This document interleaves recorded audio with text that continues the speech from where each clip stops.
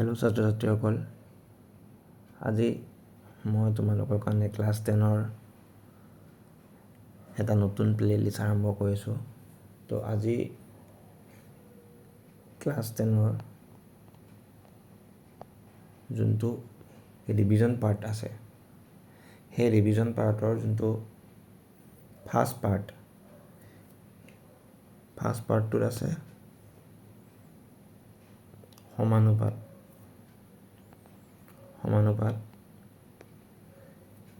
তো সেইটো কথা আজি এই লেকচাৰটোত আলোচনা কৰিম।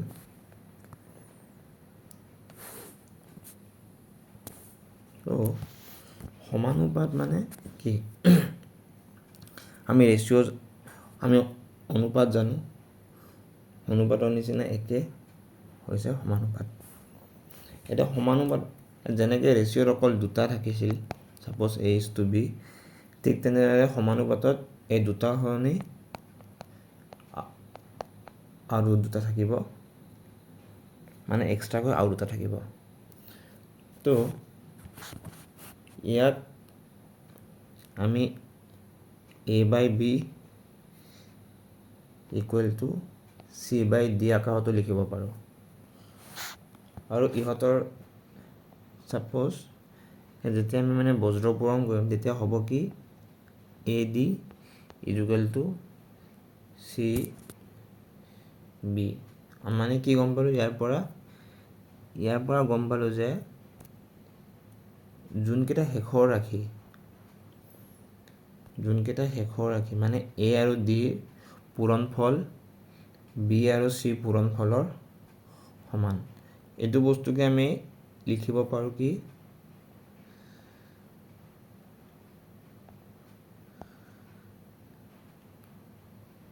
প্ৰান্তৰ দুটাৰ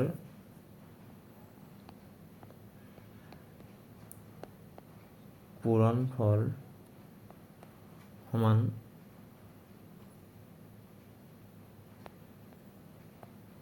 মাধ্য দুটাৰ পূৰণফল। বুজি পালোঁ এইখিনিলৈকে? এইটো হৈছে সমানুপাতৰ মানে প্ৰথম নিয়মটো। তোমালোকে এই বস্তুটো লিখি ল'লে হ'ল, এইটো আৰু এইটো, এই দুটা বস্তু ইম্পৰ্টেণ্ট হয়।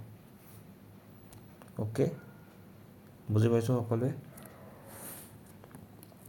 অ'কে, তো আমি আজি অনুশীলনী R1 এই অনুশীলনীটো থকা মেথছবিলাক ডিছকাশ্যন কৰিম।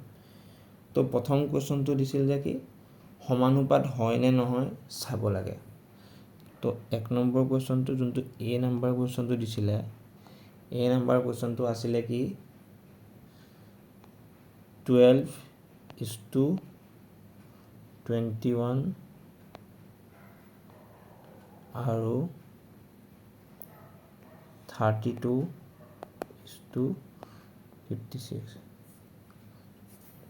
তো এতিয়া যদি আমি এই বস্তুটো ডিভাইড আকাৰত লিখোঁ, কেনেকুৱা হ'ব? 12/21 = 32/56 হ'ল। তাৰপিছত এইটো এনেকৈ আমি বজ্ৰপূৰণ কৰিলোঁ, 12 × 56 = 21 পূৰণ 32। যদি এইখিনিক আমি লেফ্ট হেণ্ড টাৰ্ম বুলি ধৰোঁ আৰু এইখিনিক যদি আমি ৰাইট হেণ্ড টাৰ্ম বুলি ধৰোঁ, তো 12 আৰু 56 হ'ল। 12 আৰু 56 এইটো হ'ব 72 এণ্ড এইটো হ'ব 60। এইখিনি যোগ কৰিলে হ'ব 672। আৰু ইপিনে আছে এইটো কি 21 পূৰণ 32। এইখিনি পূৰণ কৰিলে হ'ব 42 আৰু এইটো হ'ব 63। এইখিনি যোগ কৰিলে হ'ব কিমান 672। তো চোৱা, এইখিনিৰ পৰা কি দেখা পালোঁ যে লেফ্ট হেণ্ড ছাইডৰ যোনটো আমি মান পাইছিলোঁ 672, ৰাইট হেণ্ড ছাইডৰো সেই একে মান পালোঁ 672। তো আমি কি লিখিব পাৰোঁ ইয়াৰ পৰা? আমি লিখিব পাৰোঁ যে therefore LHS equal to RHS। তাৰ পৰা আমি ক'ব পাৰোঁ যে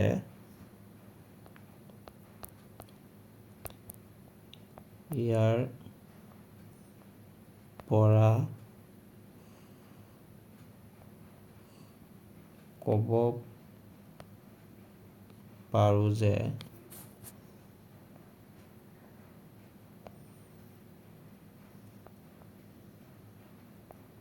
ইহঁত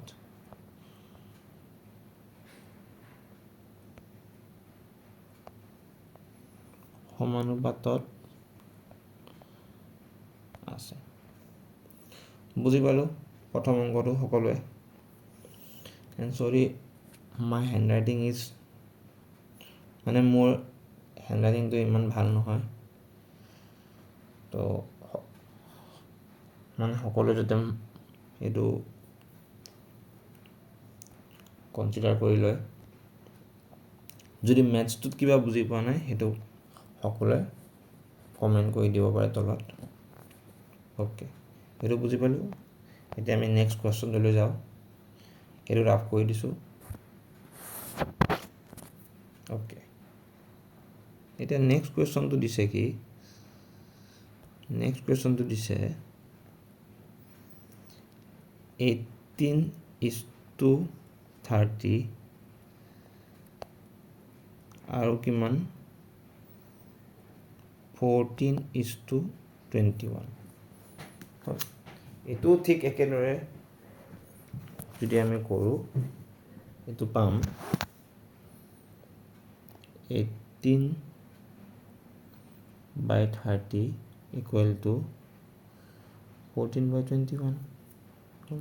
চিমিলাৰ হয়, একে হয়। এইটোৰ লগত এইটো প্ৰশ্ন কৰিলোঁ, এইটো হ'ল right hand side equal to 30ৰ লগত 14 কৰিলোঁ, এইখিনি হ'ল ৰাইট হেণ্ড ছাইড, এইখিনি হ'ল লেফ্ট হেণ্ড ছাইড। এতিয়া যদি আমি এই দুটা পূৰণ কৰোঁ, এই দুটা পূৰণ কৰিলে পাওঁ 18 × 21, তেতিয়া হ'ব কিমান 378। আৰু যদি এই দুটা পূৰণ কৰোঁ 30 × 14, এই দুটা 14 নহয়, এইটো 41 আছে। অ'কে, 14।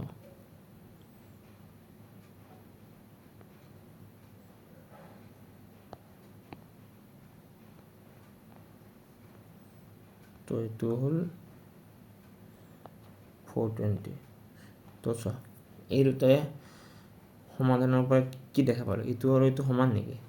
সমানটো নহয়, দে আৰ নট ইকুৱেল। তো আমি ইয়াৰ পৰা ক'ব পাৰোঁ যে ইহঁতকেইটা সমানুপাত নহয়, সমানুপাত নহয়। বুজি পালোঁ? 2 নম্বৰ অংকটো বুজি পালোঁ সকলোৱে? অ'কে, সেইটো মই ৰাফ কৰি দিছোঁ এতিয়া।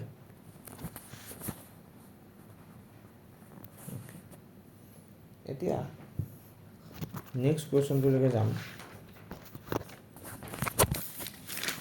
নেক্সট কুৱেশ্যনটোত আছে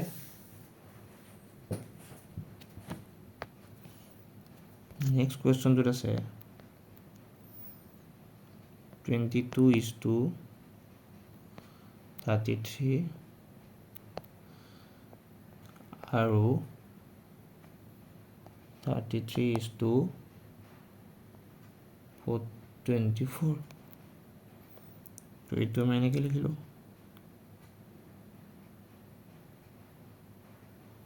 22:33 equal to 24 হ'ল।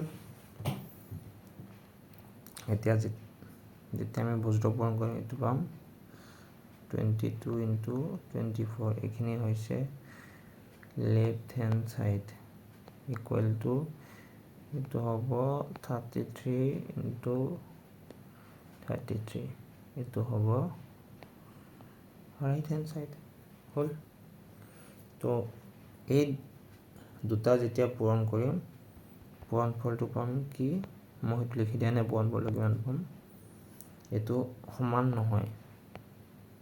তো সমান নহ'লে কি হ'ব এইকেইটা সমানুপাতত নাই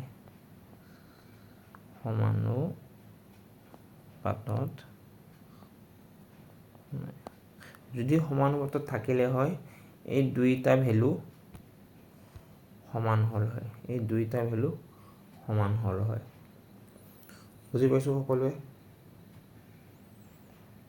বুজি পাইছো ওকে। এতিয়া আমি নেক্সট কুৱেশ্যনটোলৈকে যাম। এনেকুৱা চিমিলাৰ আৰু এটা অংক আছে সেইটো হৈছে কুৱেশ্যন নম্বৰ ডি। সেইটো তোমালোকে নিজে হোমৱৰ্ক কৰি কেনে মোক কমেণ্টত জনাবা সেইটো সমানুপাত হয় নে নহয়। ওকে, এতিয়া আমি নেক্সট কুৱেশ্যন 2 লৈ আগবাঢ়িছোঁ। কুৱেশ্যন 2টো একেই মানে সমানুপাত হয় নে নহয় আমি জাষ্ট মানে বিচাৰি ওলাব লাগে। মই তাৰে তোমালোকক 2-3টা কৰি দিছোঁ 4টা আছে টোটেল। তো সাপোজ এইটো দিছে কি 2 আছে 6 আছে 8। তো এইটো মানে কি অনুপাত হিচাপে দিয়া নাই এনেকৈ দিছে বস্তুটো মানে কমা আকাৰত দিছে। তো এইটোক আমি যদি লিখি লওঁ কি হ'ব 2/6 ইকুৱেল টু 6/8। এতিয়া কি কৰিম এতিয়া বজ্ৰ পূৰণ কৰিম এইটোৰ লগত এইটোৰ লগত এইটো।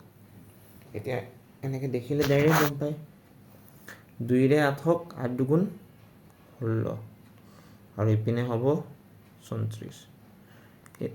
এই দুইটা সমান নেকি সমানটো নহয় তো কি হ'ব ই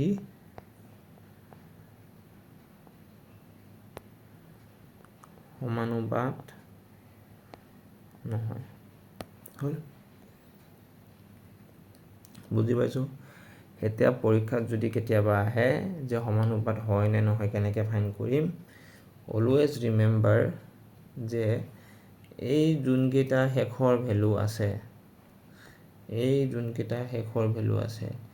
ইহঁত দুটাৰ পূৰণফল আৰু ইহঁত দুটাৰ পূৰণফলটো সদায় সমান হ'ব লাগিব তেতিয়াহে সেই গোটেই ৰাশিটো সমানুপাতত থকা বুলি আমি ক'ব পাৰিম।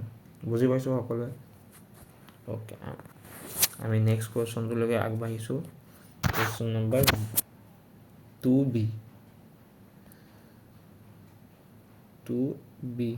এইটো দিছে কিমান 10 20 30 and 60 হ'ল। এতিয়া সেইটো এনেকৈ আমি বহাই ল'ম প্ৰথমতে 10 20 ইকুৱেল টু 30 60। ইয়াত এটা আমি কাম কৰিব পাৰোঁ সেই কামটো হৈছে কি এই 0 কেইটা কাটি পেলাব পাৰোঁ কাটিলোঁ কাটি কেনে আৰু এটা কাম কৰিব পাৰোঁ কি এই 3ৰে এবাৰ 3ৰে 6ক দুবাৰ হ'ল। তো আল্টিমেটলি কি হ'ল 2 ইকুৱেল টু 2 মানে যেতিয়া বজ্ৰ পূৰণ কৰিম তো আমি কি ক'ব পাৰোঁ ইয়াৰ পৰা ই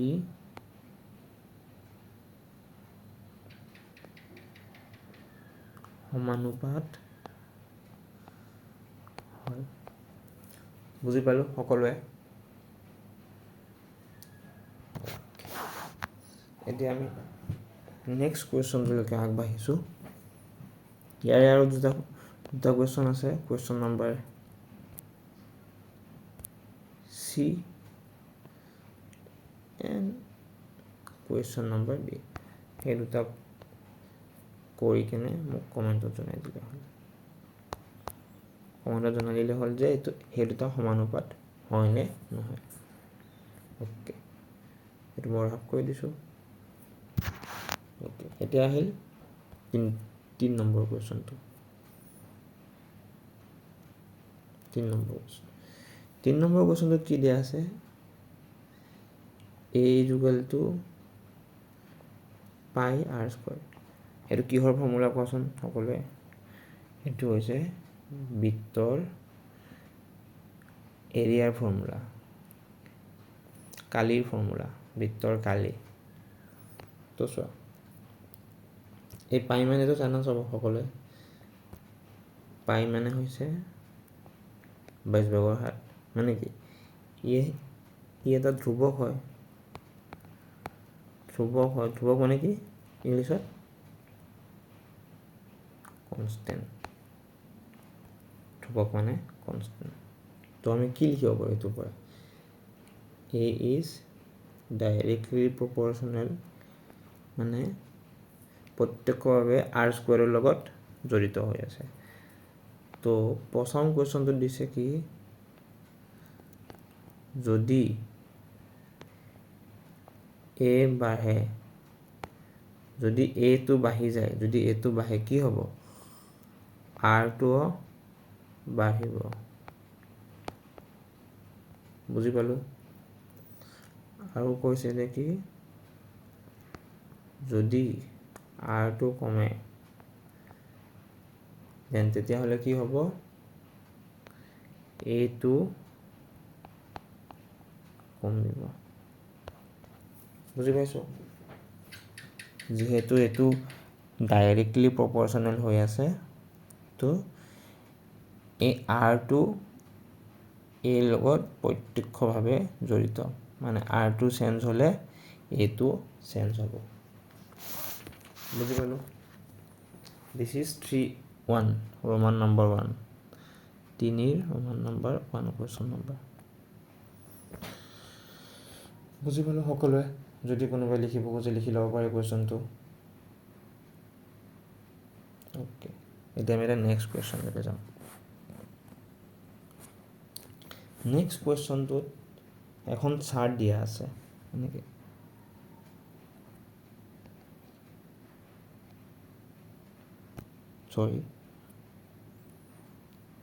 এনেকৈ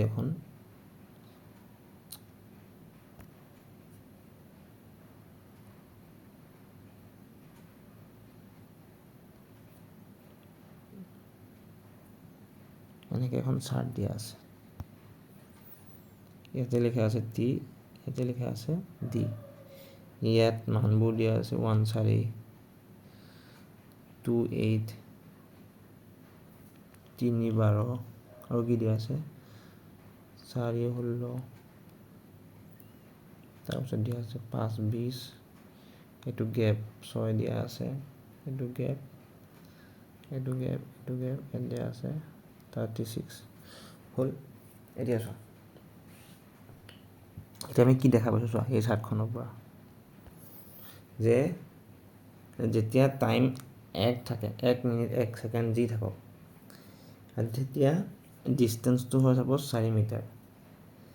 যেন যেতিয়া টাইমটো বাঢ়িলে তেতিয়া ডিষ্টেঞ্চটো বাঢ়িলে 8 হ'ল। টাইমটো আকৌ বাঢ়িছে 3, দেন ডিষ্টেঞ্চটো আকৌ বাঢ়িছে 12 হ'ল। মানে আমি কি গম পালোঁ? T is directly proportional to D। তো প্ৰথম কুৱেশ্যনটোৰ এনচাৰ হ'ব কি? সুধিছিল যে T আৰু D এ কেনেকৈ বিচৰণ কৰে, এইটো হ'ব এনচাৰ প্ৰত্যক্ষ।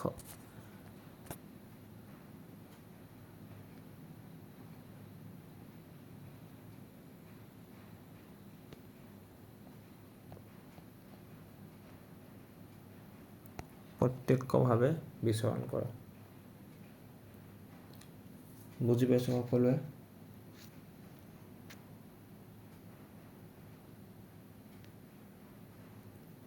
অ'কে, এতিয়া আমি নেক্সট কুৱেশ্যনটোলৈকে যাম। কুৱেশ্যন নম্বৰ বি, এইটো দিয়া আছে কি, ছাপ'জ টি ইকুৱেল টু 6। এতিয়া টিটো যেতিয়া 6 হ'ব, এইটো চোৱা, তোমালোকে ভালকৈ চালে মন কৰিবা যে কি ডিষ্টেঞ্চটো মানে দূৰত্বটো 4 বাঢ়ি গৈছে। 4, 8, 12, 16, 20। তো নেক্সট 6ত কিমান হ'ব? 6ত অবভিয়াছলি ডিষ্টেঞ্চটো হ'ব 24, কাৰণ তাৰ আগত 20 আছে ন। তো 20ৰ পিছত কি হ'ব? 24। This is question number B. তাৰপিছত নেক্সটটো, যদি ডি 28 হয়, মানে কি ইয়াতে 24 হ'ল, ইয়াতে কি হৈছে 28, তো সময়টো কিমান হ'ব? 7। তো আমি কি গম পালোঁ, যেতিয়া ডিটো 28 হ'ব, ডিটো আৰু 1 বাঢ়িব, সেইটো হ'ব 7। ঠিক তেনেদৰে কুৱেশ্যন নম্বৰ ডিটো দিয়া আছে কি, যেতিয়া ডিটো 36 হয়, মানে একদম শেষৰটো 36, তো 7, 8, 9, মানে ডিটো কিমান হ'ব? ডিটো হ'ব 9। বুজি পালোঁ সকলোৱে এইখিনি বস্তু, কি ডাইৰেক্টলি প্ৰপৰ্চনেল, কি ইনডাইৰেক্টলি প্ৰপৰ্চনেল, প্ৰত্যক্ষভাৱে কেনেকৈ জড়িত, ব্যস্তানুপাত, সমানুপাত। বুজি পালোঁ? অ'কে, এতিয়া আমি নেক্সট কুৱেশ্যনলৈকে আগবাঢ়িছোঁ। সেইটো হৈছে কুৱেশ্যন নম্বৰ 4।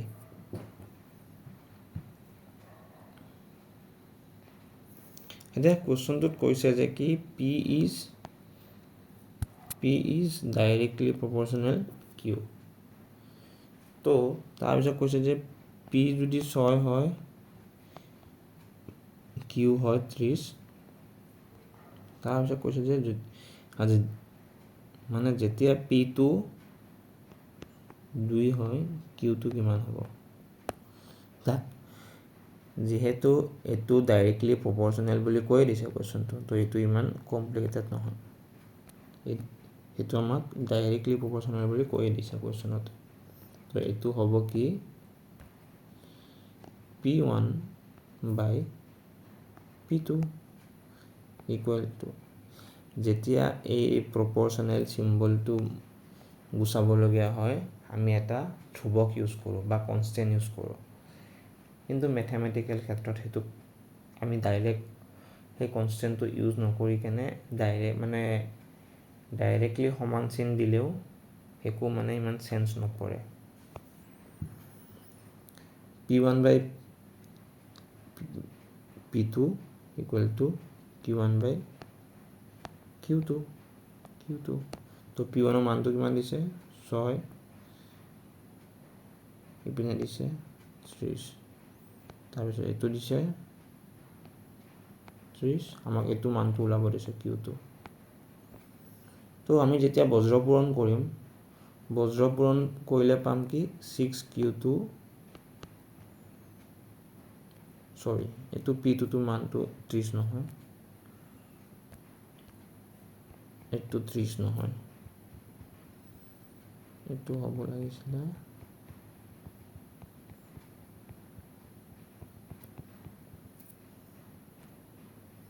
এইটো হ'ব লাগিছিলে 2। তো 2 into 30, তো Q2 equal to 2 into 30 divided by 6। And যেতিয়া আমি 6ৰে হৰণ কৰোঁ, এইটো হ'ব 5। কিমান হ'ল এনচাৰ? 10। মানে অপশ্যন কোনটো কাৰেক্ট? Option চিটো correct. বুজি পালোঁ সকলোৱে এইখিনিলৈকে? বুজি পালোঁ?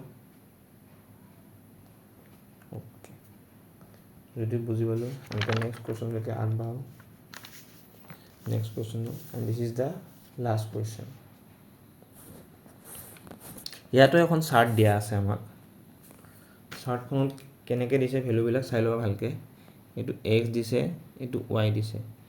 ইয়াতে দিছে 1, ইয়াতে দিছে 32, ইয়াতে দিছে 2, ইয়াতে দিছে 16, ইয়াতে দিছে 4, ইয়াতে দিছে 8 আৰু ইয়াতে দিছে 8। তো ইয়াতে কি হ'ব মানে আমাক ওলাব দিছে, অপশ্যন দিয়া আছে। অপশ্যন কেইটা দিছে আমাক,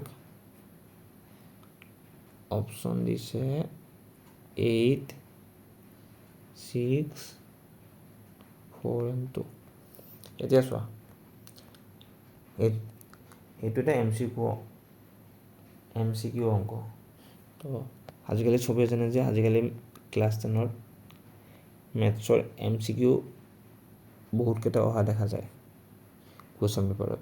তো চোৱা, এই যোনটো অবজাৰভেশ্যন দেখিলোঁ আমি, এই অবজাৰভেশ্যনটো ভালকৈ লক্ষ্য কৰিলে কি দেখা পোৱা যায়, যেতিয়া x 1 থাকে, y হয় 32 হ'ল। তাৰপিছত যেতিয়া xটো বাঢ়িলে, xটো 1 বাঢ়িলে কিন্তু yটো আকৌ কমিলে, তাৰপিছত তাৰ নেক্সট যেতিয়া xটো আকৌ বাঢ়িছে, yটো কিন্তু আকৌ কমিছে। মানে কি, যেতিয়া x বাঢ়ে yটো কমে। মানে আমি কি লিখিব পাৰোঁ ইয়াৰ পৰা, আমি ইয়াৰ পৰা লিখিব পাৰোঁ x indirectly proportional to y। বুজি পালোঁ সকলোৱে? তো আমাক লাগে অকল যোনটো ফ'ৰ্থ ভেলুটো। তো আমি গোটেইকেইটা নেচালেও হ'ব, আমি অকল এইখিনিৰ ওপৰত লক্ষ্য কৰিম এতিয়া। মানে আমি লিখিম এতিয়া কি, x3 by x4 equal to y4 by y3। এইখিনি কেনেকৈ হ'ল বুজি পালোঁ? মানে এইখিনি মই কৰিছোঁ এনেকৈ, x3 তাৰপিছত এইটো হ'ব x4, এইটো মানে এই দুটাৰ পৰা এইখিনি আহিছে। এতিয়া x3 ভেলুটো কিমান আছে, 4, x4 8, y4 we don't know and y3 আছে কিমান 8। তো এনেকুৱা অংক কেনেকৈ কৰিম চোৱা, এই 4ৰে যদি 1 কাটো কিবা যাব, দুবাৰ। সমান চিহ্নৰ দুয়োফালে যদি একে সংখ্যাৰে কাটিব পাৰি আমি তাক কাটি দিব লাগে। তো এই 2 1 গুণ 2 4 গুণ, মানে কি হ'ল আল্টিমেটলি, ইয়াত থাকিলে y, ইয়াত থাকিলে 1 আৰু ইয়াত থাকিলে 4, মানে কিমান পালোঁ, y = 4। তো অপশ্যন কাৰেক্ট কোনটো, অপশ্যন C ইজ কাৰেক্ট। এতিয়া লিখা আছিল ন অপশ্যন কেইটা, অপশ্যন C ইজ কাৰেক্ট। বুজি পালোঁ, সকলোৱে বুজি পাইছোঁ। অনুশীলনী R1টো সকলোৱে বুজি পাইছোঁ। অ'কে, তেতিয়াহ'লে আজিলৈ ইমানে। আকৌ নেক্সট এটা অনুশীলনীত আকৌ লগ পাম। তেতিয়ালৈকে মোৰ চেনেলটো লাইক এণ্ড ছাবস্ক্ৰাইব কৰি দিব সকলোৱে। তো ঠিক আছে, নেক্সট আকৌ লগ পাম নেক্সট এটা অনুশীলনীত। নাও থেংক ইউ।